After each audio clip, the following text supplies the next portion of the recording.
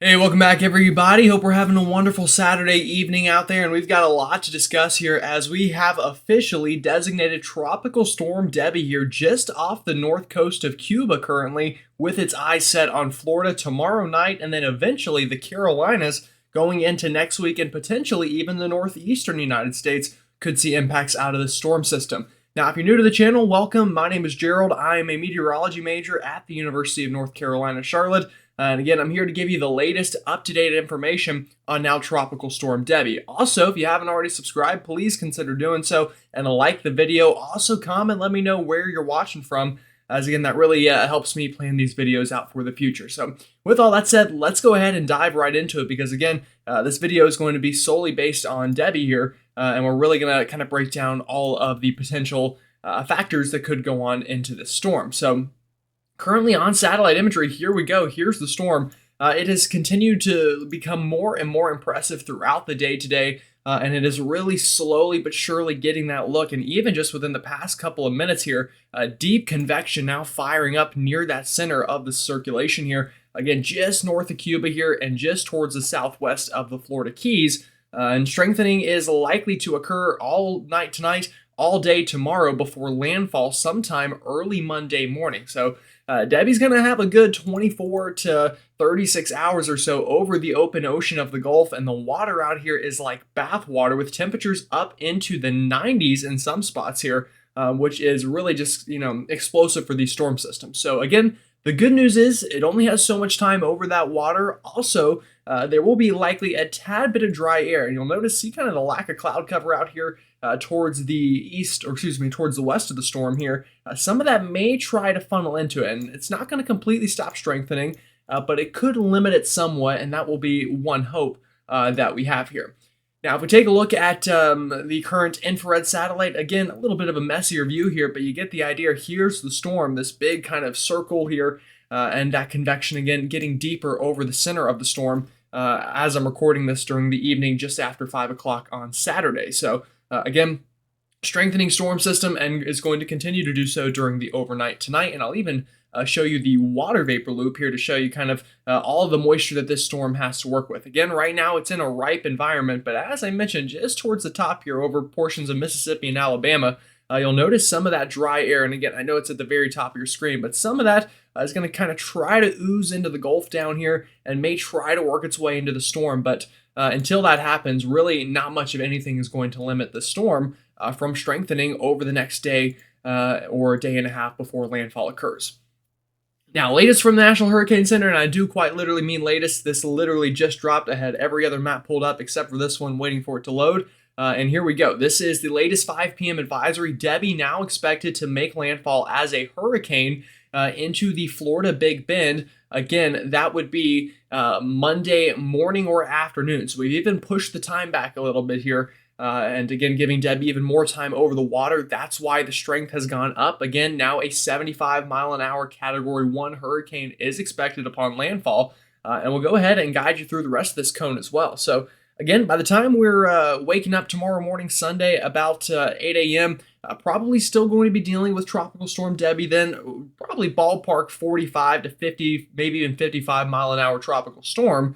But it's from that point throughout all day Sunday, the storm's going to be over the open ocean of the Gulf. It's going to strengthen. And then again, Monday afternoon, nearing hurricane status all day long. Sunday afternoon, nearing hurricane status as we get towards the evening hours, again, approaching that Big Bend of Florida. And all day Sunday, it's going to be a bit of a mess through just about all of the Florida peninsula with scattered showers, storms, tornado potential, gusty winds, and some storm surge as well.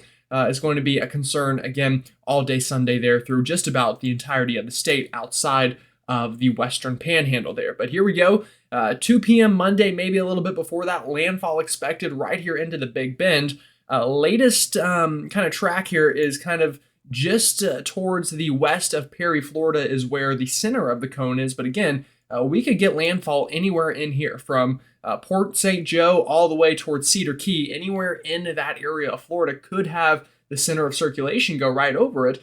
But again, probably right near the Perry area is the most likely area for landfall currently here into the Big Bend of Florida. Now, after that, that's when steering currents break down, and that's when the storm goes a little cuckoo here. All day Monday, it's just going to slowly crawl over the Florida panhandle, and that will continue likely all day Tuesday, maintaining tropical storm strength, although much weaker, borderline depression here.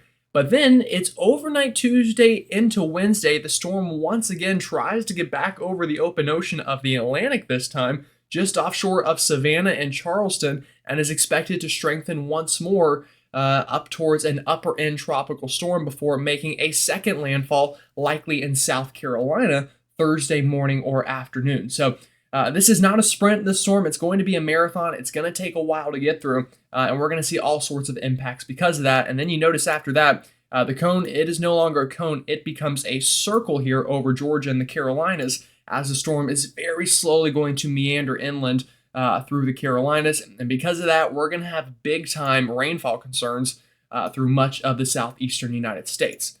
Now, latest spaghetti models, again, agree with that National Hurricane Center cone into the Big Bend of Florida, meandering over South Georgia, and then most of them try to bring this back over the open ocean of the Atlantic here, although there is a chance that potentially the storm doesn't get back over water and may just kind of meander through the low country of South Carolina and then back up into North Carolina. But most of our models do bring this back over the Atlantic Ocean, re-strengthen it somewhat back into a tropical storm strength, and even potentially upper end tropical storm strength. Couldn't rule out a Category 1 as well before, again, that second landfall right towards Charleston, South Carolina.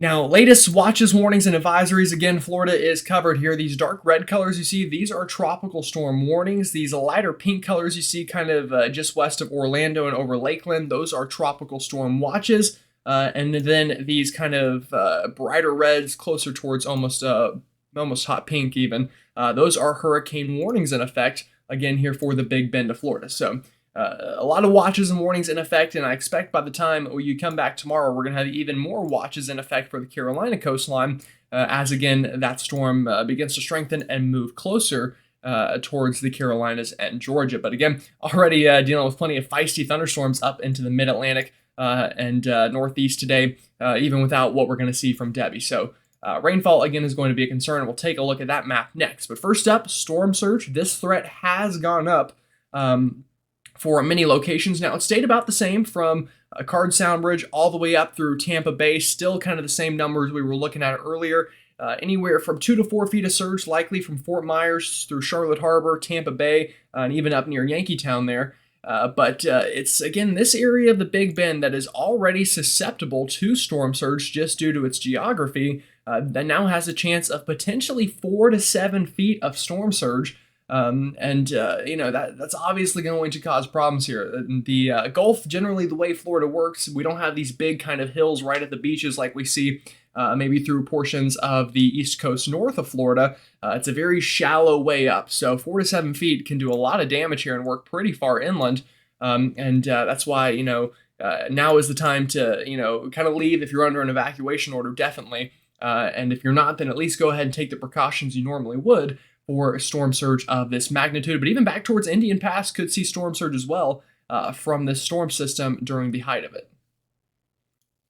Now, again, that's not the only threat. Latest rainfall forecast straight from the NHC. It's a real doozy here. We've got forecasted now 16 to 20 inches of rainfall just offshore here in this bullseye of Savannah. But major cities from Charleston, Savannah, down all the way Tybee Island, Beaufort, and even up towards Georgetown, South Carolina, expecting near a foot of rainfall from this storm system, and that's through the next 5 days. Now, again, the storm is going to kind of linger and meander here in this general region for a while, so that's why we're going to see these big numbers. But even north of there, rainfall numbers, Myrtle Beach, South Carolina, could hit a foot of rain, 8 to 12 inches there. Wilmington, half a foot of rain. And even inland towards Columbia, South Carolina, we're going to see some good rainfall totals here, probably 4 to 6 inches. And depending on where the storm lingers inland, places like Raleigh, Charlotte, Fayetteville, don't let your guard down. You could also get in on this very heavy rainfall. Now, Florida, it's also going to see some rain here, obviously, especially where the core goes over into the Big Bend here. Could see half a foot to a foot of rainfall. But again, the biggest rain concern is going to be over portions of coastal Georgia, coastal South Carolina, and later next week, inland into the Carolinas as that storm slowly grinds into the interior part of the Carolinas.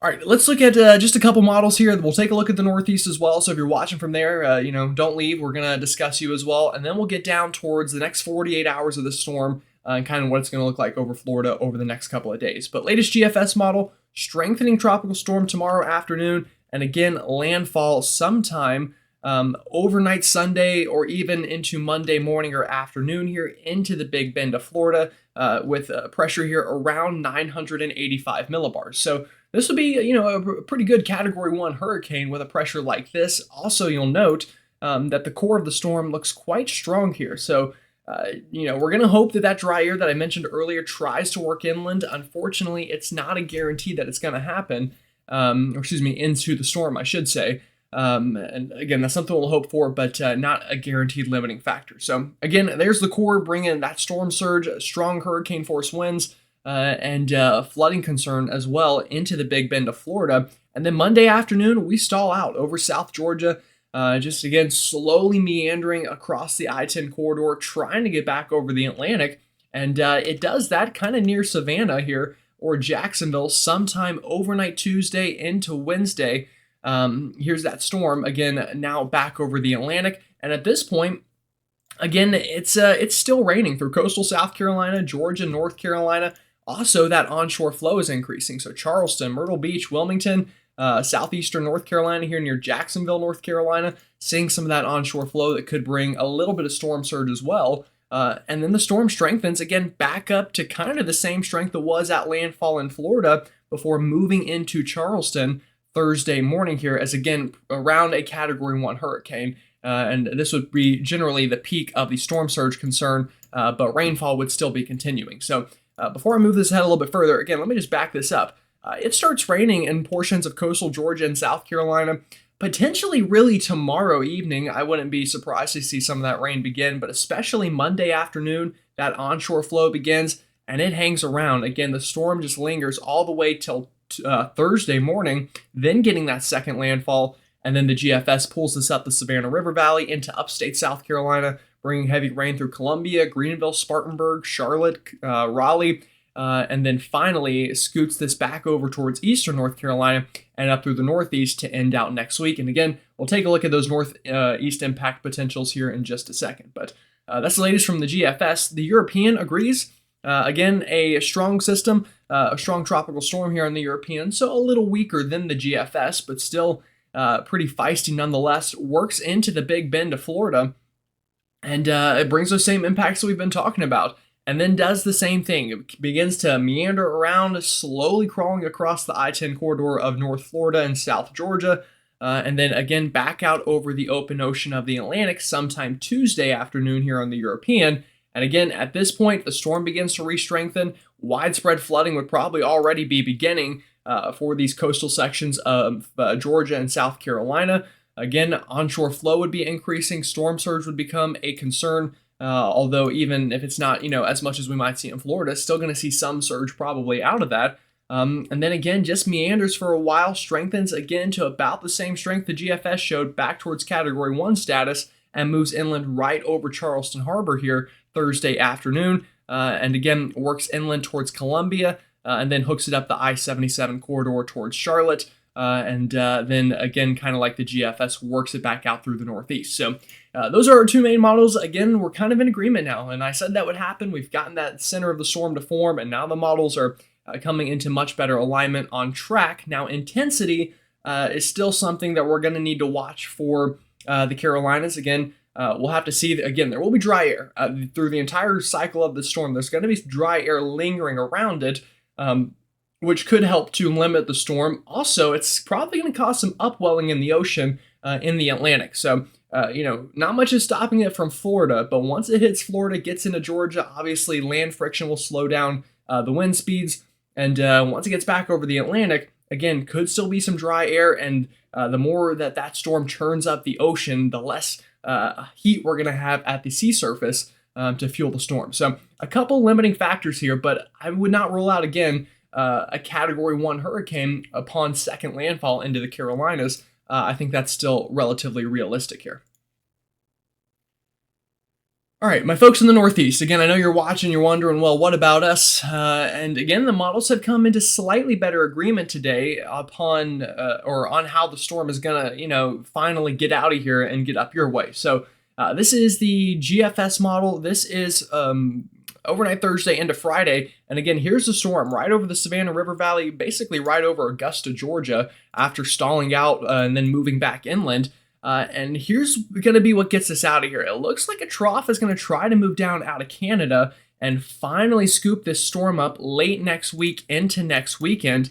And that's exactly what happens here on the GFS. That trough swings down enough, it pulls whatever energy is left from that storm back out from the Carolinas. And then we kind of get a merger here between that trough and the storm system, and it strengthens up near the Northeast and eventually works into eastern Canada. So for you folks up there, not forgetting you by any means in eastern Canada, but again, we're going to need more time to really know. But the models have generally indicated that that's a general idea of what's going to happen. Trough's going to swing through, pull the storm up, and again, through the dynamics in the atmosphere, could even strengthen it a little bit here. And you'll notice that here on the latest GFS, pretty strong low pressure here, almost like a nor'easter riding up the eastern seaboard. Pretty close to Long Island. Again, there's that heavy rain band moving through New York into southeastern Massachusetts through coastal regions next weekend before eventually getting out of here and working into eastern Canada. And we do have support in that general idea from our ensembles. I'll stop it right here. This is our European ensemble members for this coming Friday. Again, here we go. Most of them at this point bringing the storm back inland towards South Carolina. There are still some members that try to just, scoot this along the coast and make that second landfall up near North Carolina. That's still a possibility. But again, most models moving this inland into South Carolina for a second landfall. But either way, most of them at the end do turn this back up towards the Northeast in general motion here. And again, you'll notice a lot of these low pressure symbols riding through the Delmarva and right up through coastal New England. So there could be impacts up that way as well. For sure, so do not let your guard down by any means. All right, looking at the short term now, we do have a tornado threat through Florida overnight tonight. Really now through the life cycle of the storm, we're probably going to have somewhat of a tornado threat, but starting today, we already had that small threat, but overnight tonight into tomorrow, again, a risk of tornadoes through just about all of the peninsula as the storm scrapes the coastline. And we're going to do it again on Monday as well, likely near Savannah, Beaufort, South Carolina, back down towards Jacksonville. Going to see some pretty feisty storms here that move ashore that are going to have rotation potential. So we're going to want to watch that Monday as well. Now, our latest high-resolution rapid refresh model, this just ran not long ago, and here we go. We're going to start this evening into tomorrow during the morning hours. Here's our storm just off the coast of Florida. Again, you'll notice some of these feeder bands are slowly kind of rotating inland and bringing with them that quick spin-up tornado potential. Now, we get this into Sunday morning by the time most people are probably waking up. Storm just offshore of Fort Myers here, again, strengthening tropical system here. We've got these feeder bands that are close to the shore, some of them scraping the shore, moving inland, and again, bringing their own problems. Now, we get into Sunday afternoon, and the storm finally begins to kind of hook it towards the, Big Bend a little bit more. And at this point, we kind of follow the isobars here. And this is probably when we're going to have the worst of the storm surge through Tampa Bay. Sunday afternoon, again, getting up here towards the Big Bend, storm surge will be increasing. We'll have some storm surge in Fort Myers, probably even earlier than this, starting Sunday morning into the afternoon. But then the storm continues to ride up the coast. It works towards the Big Bend, rainfall increasing, wind increasing, and here we go, landfall early Monday morning on this latest model. Now, again, at this point, storm surge would be the worst upon landfall in areas just to the east of the center. So here's the center. The worst of the storm surge would be right into here towards the Big Bend, kind of into the Cedar Key and Perry area of Florida.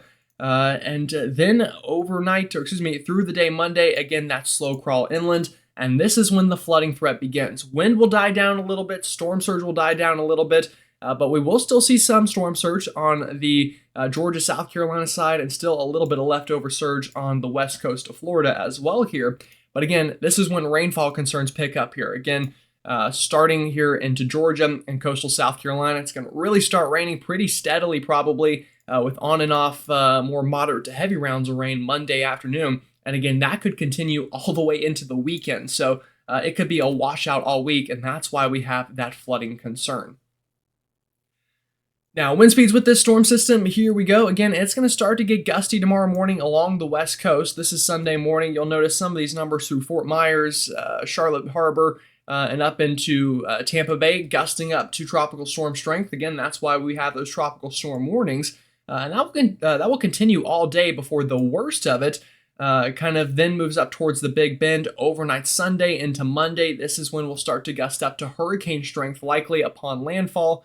And then eventually those strong winds even moving into South Georgia Monday afternoon. Again, quite gusty through Jacksonville, up towards tropical storm strength, down towards Macon, Valdosta, Waycross, Georgia. Again, it's going to be a gusty one Monday afternoon. That's probably going to bring some trees down. We're going to have power outages. Again, the soils are going to be saturated from all that rain. And then the wind is only going to add insult to injury. And it should stay pretty gusty here Monday afternoon for much of that area. Now, I'll move this ahead a little bit further with our GFS model, because again, I'm sure many of you in the Carolinas are wondering about wind gusts. Well, it will be windy for you as well. Here we go. Tuesday afternoon, this is as the storm is starting to get back offshore here. And you'll notice these winds are gusting up to tropical storm strength, but more importantly, look at the orientation of it. This is why I'm worried about storm surge. And again, places like, the Grand Strand and Charleston already struggle from storm surge due to geography. And this, it doesn't take much. So this is going to cause problems. And then especially should the storm re-strengthen here, during Tuesday evening and during Wednesday as it's still over the open ocean, we'll get this stronger onshore flow of tropical storm strength before that second landfall Thursday afternoon. And then most of the Carolinas is going to get in on some pretty gusty conditions, especially to probably the east of the center there, over eastern South Carolina and North Carolina. And that will stay the way, throughout much of Thursday before probably friction takes a hold of the storm and rain becomes a bigger threat. Again, Thursday and Friday through the Piedmont and foothills of the Carolinas. And then eventually this tries to scoot up into the Northeast. And again, you'll notice that front interacting with the storm, bringing up those wind gusts through the Mid-Atlantic and even into portions of southern New England. So again, just going to end with this one more time. The big concern right now is rainfall. We are going to see strong winds in Florida. We're going to see storm surge in Florida, but really that freshwater flooding is probably, unfortunately, going to be the real killer with this storm. And obviously, we hope we don't lose any life, but it's gonna be tough to do that with this much rain falling. So again, pretty serious storm on the way with Debby. And a long way to go, a real marathon of a storm as well. So again, I appreciate y'all watching. It means the world to me. Comment, let me know where you're watching from. Let me know if you enjoyed the video. And again, consider sharing it with someone that you think might find some use in it. And then subscribe and like as well. So y'all have a great rest of your Saturday night. Stay safe out there. I'll see you all tomorrow morning.